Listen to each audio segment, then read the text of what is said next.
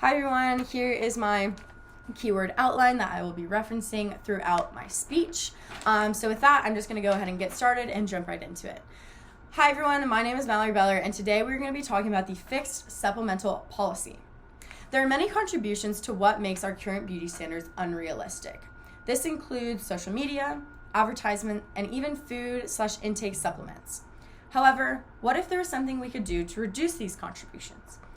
Our current beauty standards within society are unrealistic and are negatively affecting younger generations, which could ultimately lead to an increase in life-threatening conditions.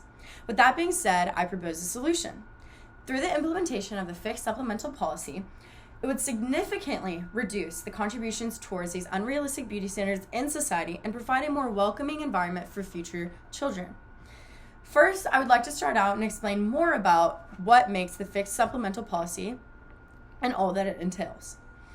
This policy ultimately restricts the sale and production of weight loss and muscle building supplements in efforts to protect the lives of future generations and reduce unrealistic beauty standards in the U.S.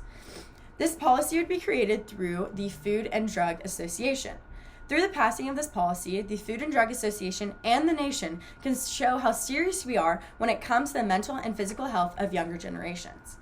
I believe that we should work for what we want, such as a certain physique or a certain body image, through exercise or diet, not cheat the system with harmful supplements. I hope that gives you a little more insight into what this policy entails. Now I will go on with information on what our society will look like if this policy is not implemented.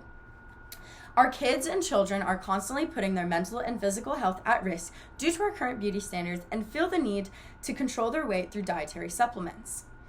There have been efforts to pass a bill/policies such as this in states such as California and New York, but they have ultimately been vetoed by state governors.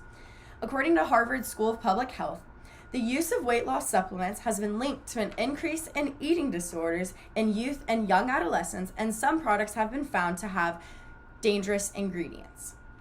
Most of these supplements are not prescribed, which means kids from ages 12 to 18 are allowed to just walk into stores, walk into drugstores, and buy these dietary supplements.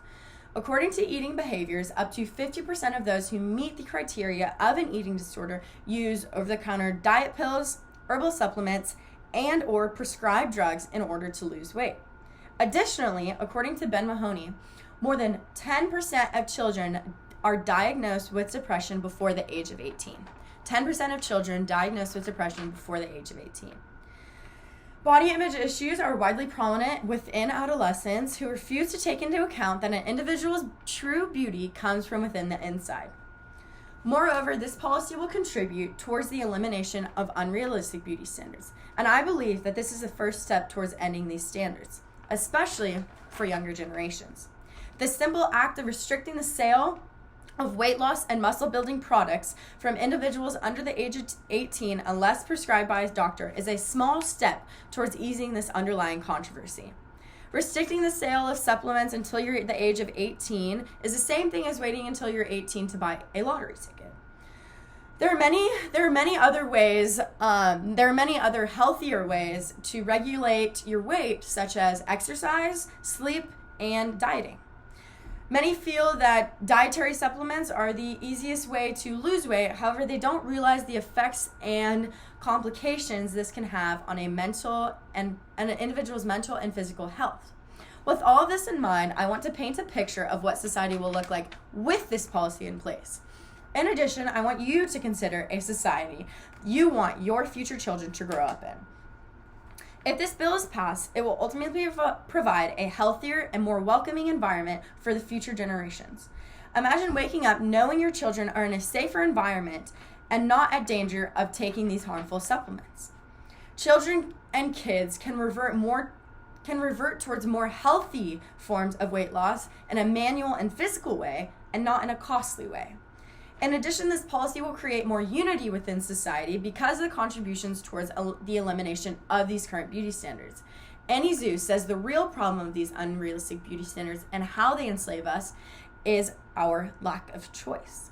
I believe that through the implementation of this policy, it would push us towards finding our own path in determining and choosing what is right and what is wrong. For example, ingesting harmful supplements only increases body image issues, causes addictive behaviors, and is a costly investment.